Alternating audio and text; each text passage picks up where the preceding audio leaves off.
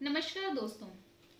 Post Covid complications में बहुत सारे पेशेंट्स आज के समय में परेशान हैं एक नई समस्या के साथ, जिसको कहते हैं म्यूकोरमाइकोसिस, यानी कि काली फफूंद।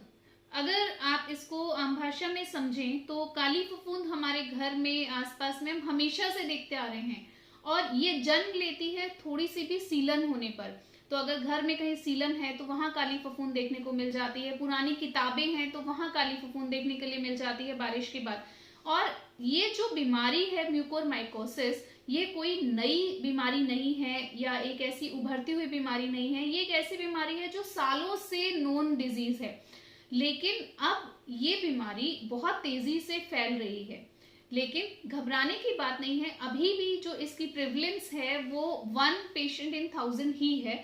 तो इसलिए सबसे पहले तो अपने आप को अपने धैर्य को बनाए रखना है। दूसरा, ये फंगस अचानक से हमारे जो कोविड प्रोन पेशेंट्स हैं या जिनको कोविड डिजीज हो चुकी है उनमें एकदम तेजी से क्यों आ रहा है, तो इसका जो सिंपल और सटीक आंसर है वो है कॉम्प्रोमाइज्ड इम्यूनिटी। हमारी जब इम्यूनिटी बहुत ज्यादा गिर जाती है तो यही जो फंगस हमारे एनवायरनमेंट में इतने टाइम से था वो हमारी बॉडी पर अटैक नहीं कर पा रहा था, लेकिन अब ये हमारी बॉडी पर अटैक कर पा रहा है। क्योंकि कोविड होने के बाद, कोविड से रिकवरी के समय पर हमें जो मेडिसिन दी गई थी या जो स्टेरॉइड्स यूज किए गए थे, जो इंजेक्शंस यूज किए थे, जो उस समय पर उससे प्रिवेंशन के लिए इंपॉर्टेंट थे, उसकी वजह से हमारी बॉडी की इम्यूनिटी बहुत ज्यादा कॉम्प्रोमाइज हो गई और इस वजह से इस फंगस को पावर मिली हमारी बॉडी को ओवरकम करने के लिए, हमारी बॉडी पर अटैक करने के लिए। ये ज्यादातर जो है वो इम्यूनो कॉम्प्रोमाइज्ड पेशेंट्स जैसे कि डायबिटीज में देखने को जाने को मिल रही है, ऑर्गन ट्रांसप्लांट के जो पेशेंट्स हैं उसमें बहुत ज्यादा देखी जा रही है, या फिर जो कैंसर पेशेंट्स हैं उनमें ज्यादा देखने को मिल रही है। इसके अलावा जो ऑटो इम्यून डिसऑर्डर्स के पेशेंट्स हैं उसमें बहुत ज्यादा देखी जा रही है। हम इससे प्रिवेंशन कैसे पा सकते हैं, तो जो बहुत कॉमनली हम देख रहे हैं आज के समय में, गर्मियों का सीजन है और घर में कूलर का बहुत ज्यादा इस्तेमाल होता है। तो कूलर की जो हवा होती है उसमें काफी ज्यादा मॉइस्चर होता है, तो आई वुड सजेस्ट कि आप कूलर की कूलर को थोड़ा दिन अवॉइड कीजिए। अगर आपको कोविड आपके घर में किसी को भी हुआ है तो उसे अवॉइड कीजिए। दूसरा, जो आपका नेजल मास्क लगा रहता है बहुत टाइम तक, तो उसके पीछे भी मॉइस्चर जो है वो बहुत जमा होता है, और अगर वो स्टेराइल फॉर्म में यूज नहीं हो रहा है तो वहां से भी बैक्टीरिया जो है, ये फंगस जो है, ये आपकी बॉडी में एंटर कर सकता है। तो अपने आसपास, इन शॉर्ट, हाइजीन को मेंटेन करना जो है वो बहुत इंपॉर्टेंट है। अगर आप हाइजीन मेंटेन करके रखते हैं तो आप इस फंगस से प्रभावित नहीं होंगे, उसके चांसेस ज्यादा रहेंगे। तीसरा, अगर आपके पास थोड़ा सा भी मॉनेटरी इश्यूज नहीं है या आपके पास मनी रिलेटेड इश्यूज नहीं है तो आप डीह्यूमिडिफायर्स को इस्तेमाल कीजिए। डीह्यूमिडिफायर्स के अलावा आप अपने घर में जो हमारा ये ऑक्सीजन प्यूरिफायर्स हैं उसको इस्तेमाल कीजिए, उससे भी आप इससे प्रिवेंशन प्राप्त कर सकते हैं।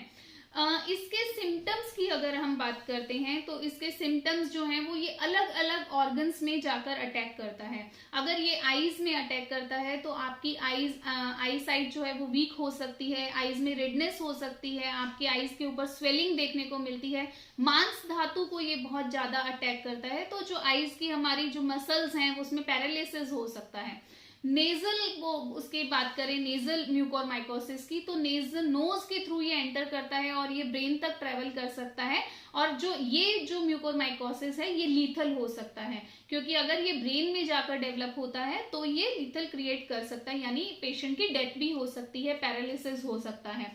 अदर देन डेट, अगर ये आपके माउथ में एंटर करता है और माउथ में ये फंगस ग्रो करता है तो आपके जॉ लाइन जो है उसमें पेन होता है, आपके जॉज के अंदर पस आ जाता है, आपके टीथ में, गम्स एरिया में पस आता है, ऐसे सिम्टम्स देखने को मिलते हैं। अगर ये स्किन में ट्रेवल करता है तो आपके स्किन का डिसकलरेशन हो सकता है, आपके फेस का जो हाफ पोर्शन है उसमें नमनेस हो सकती है, उसमें पेन हो सकता है, स्वेलिंग आ सकती है, एरिया में रेडनेस हो सकती है। ये सब सिम्टम्स आपको देखने के लिए मिलते हैं। अगर ये पल्मोनरी एरिया में जाता है तो वहां पर भी इसकी ग्रोथ देखने को मिलेगी और उसकी वजह से ब्रेथलेसनेस के इश्यूज आ सकते हैं। इसी तरह से ये ईसोफेजियल एरिया में भी आ सकता है या वो गैस्ट्रो इंटेस्टाइनल एरिया में भी डेवलप कर सकता है। तो बहुत सारे वेरिएंट्स जो हैं वो इसके देखने को मिल रहे हैं और जो इसका लीथल वेरिएंट है वो आपके ब्रेन में अगर इसकी ग्रोथ होती है तो वो देखने को मिलता है। आईज में अगर होती है तो आईज निकालने तक की भी नौबत आ सकती है, इसलिए प्रिवेंशंस बहुत इंपॉर्टेंट हैं। अगर प्रिवेंशंस की बात करें तो क्या ऐसी चीजें हैं जो हम घर में डेली बेसिस में अपने लाइफस्टाइल में इनकलकेट करते हैं तो हम इससे प्रिवेंशन पा सकते हैं। जब हम कोविड की बात कर रहे थे तो सबने बहुत सारे प्रिवेंशंस लिए थे कि आपको गार्गल करना चाहिए, आपको स्टीम इनहेलेशन करना चाहिए, आपको डेली बेसिस पे नस्यम करना चाहिए। तो ऐसे ही इसके जो 3 क्रोनिक स्टेजेस हैं उससे प्रिवेंट करने के लिए आपको अपने आंख, नाक और मुंह तीनों को प्रिवेंट करके रखना है। तीनों को प्रिवेंशन के लिए जो सबसे पहले आईज की बात करते हैं तो त्रिफला क्वाथ से धावन करना, यानी कि आपको अपने नेत्रों का प्रक्षालन करना है, आईज को वॉश करना है त्रिफला के काढ़े से। त्रिफला का काढ़ा बनाना बहुत आसान है। त्रिफला में 3 इंग्रेडिएंट्स हैं जो आसानी से घर में या किसी भी पंसारी के शॉप से मिल जाते हैं, आंवला, हरड़ और बहेड़ा। तीनों को समान मात्रा में लीजिए, उसको पाउडर बना लीजिए और उसको यवकुट थोड़ा सा मोटा पाउडर कर लीजिए, कूट लीजिए। उसके बाद उसे 1 ग्लास पानी में बॉईल कीजिए। जब वो 1/4 ऑफ ग्लास रहेगा उसे छान कर उससे रेगुलर बेसिस पर आई वॉश कीजिए। ये कहीं ना कहीं कृमिघ्न भी रहता है, आपकी आईज की इम्यूनिटी बूस्ट भी करेगा, फंगस अगर ग्रो कर रहा है या अटैक हुआ है तो उससे प्रिवेंशन भी करता है। इसके बाद गोघृत यानी कि गाय का घी, उसकी 2 ड्रॉप्स आप अपनी दोनों आईज में 1-1 ड्रॉप रेगुलर बेसिस पर डालिए। इसको रेगुलर यूज करेंगे तो आपको इसके आईज पे किसी भी तरीके का इफेक्ट होने से आप खुद को बचा सकते हैं। नेक्स्ट आता है नोज। नाक में रेगुलर बेसिस पर नस्यम यानी कि नोज में 2 ड्रॉप्स ऑफ ऑयल का इंस्टॉलेशन करने से आप इससे प्रिवेंशन पा सकते हैं। इनफैक्ट कोविड वायरस के ओवरलोडिंग होने से भी प्रिवेंशन मिल सकती है।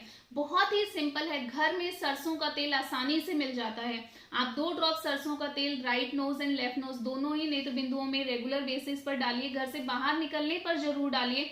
और अगर आप किसी आयुर्वेदिक चिकित्सक की परामर्श से लेते हैं तो आप अनु तेल को यूज कर सकते हैं या फिर आप गाय का घी, अगर पित्तज दोषास ज्यादा है तो वो भी इस्तेमाल कर सकते हैं। तो इसके प्रयोग से आप अपने नेजल पाथवे को बहुत अच्छे से क्लीन रख सकते हैं। और नासा ही शीर्षो द्वारम ऐसा आयुर्वेद में बोला है, तो नोज के थ्रू जो ब्रेन तक इसके डेवलपमेंट होने के चांसेस रहते हैं, जो मोस्ट लीथल माना गया है, उससे प्रिवेंशन आप पा सकते हैं। तीसरी मुंह यानी हमारा जो माउथ है, माउथ में इसकी एंट्रेंस को प्रिवेंट करने के लिए डेली बेसिस पर आप एक मंजन घर पर बना लीजिए। बहुत आसान है, आप नीम के पत्तों को सुखा लीजिए छांव में, और वो नीम के पत्ते हर घर के आसपास पार्क में, पेड़ में, सब जगह मिल जाते हैं। उसको लाकर छांव में सुखा लीजिए, उसका पाउडर बना लीजिए। उसके अंदर थोड़ा सा सेंधा नमक, हल्दी और फिटकरी, 1 चुटकी फिटकरी या फिर 5 ग्राम्स ऑफ फिटकरी 1 पर्सन के लिए काफी है, उसका एक कॉम्बिनेशन पाउडर बनाइए और उसे अपने गम्स में आफ्टर ब्रशिंग रेगुलर बेसिस पर उसका पेस्ट लगाइए। 2 to 3 मिनट्स तक उसे अप्लाई करके रखिए, फिर उसे अच्छे से स्क्रब की तरह यूज करके माउथ वॉश कर लीजिए। ऐसा करने से आपका mouth hygiene and mouth purification बहुत अच्छे से होगा। अगर फंगस किसी भी तरीके से आपके माउथ में ग्रो कर रहा है तो वहीं पर डिस्ट्रॉय हो जाएगा। इस तरीके से आप इस म्यूकोरमाइकोसिस की समस्या से खुद को प्रिवेंट कर सकते हैं। फिर भी अगर किसी को ये समस्या आ गई है तो भी घबराएं नहीं, इसका ट्रीटमेंट अगर प्राइमरी स्टेजेस पे आप करेंगे तो संभव है। आयुर्वेद ऐसा बोलता है विषादो रोग वर्धनानम, यानी कि अगर आप डर जाते हैं तो उसकी वजह से रोग की वृद्धि होती है, क्योंकि डर से आपकी इम्यूनिटी और ज्यादा कॉम्प्रोमाइज होगी। बॉडी सेल्स बहुत अच्छे से रिस्पॉन्ड नहीं करेंगे, आपकी बॉडी मेडिसिन को अच्छे से रिस्पॉन्ड नहीं करेंगे, तो आप डिजीज के लीथल कंडीशंस में जाते हैं। इसलिए अपने ओज को मेंटेन रखें, अपने सत्व को बनाए रखें और अपने आप पर विश्वास रखें कि आप ठीक हो जाएंगे, तो यकीनन आपको ऐसी बीमारियों से छुटकारा अवश्य मिलेगा। ऐसी किसी भी समस्या में आप आयुर्वेदा पे पूर्ण विश्वास रखिए। आयुर्वेद में भी इन समस्याओं का ट्रीटमेंट दिया गया है। कृमि चिकित्सा के बारे में पूरा वर्णन किया गया है। रक्त मोक्षण का बहुत अच्छे से रोल बताया गया है। तो जब सभी पैथीज मिलकर इस महामारी के समय में काम करेंगी तो डेफिनेटली हम इसमें बेहतरीन रिजल्ट्स दे पाएंगे और लोगों को उनके ऑर्गन्स को खोने से, उनकी जान को खोने से बचा पाएंगे। ये समय इसी के लिए है। धन्यवाद।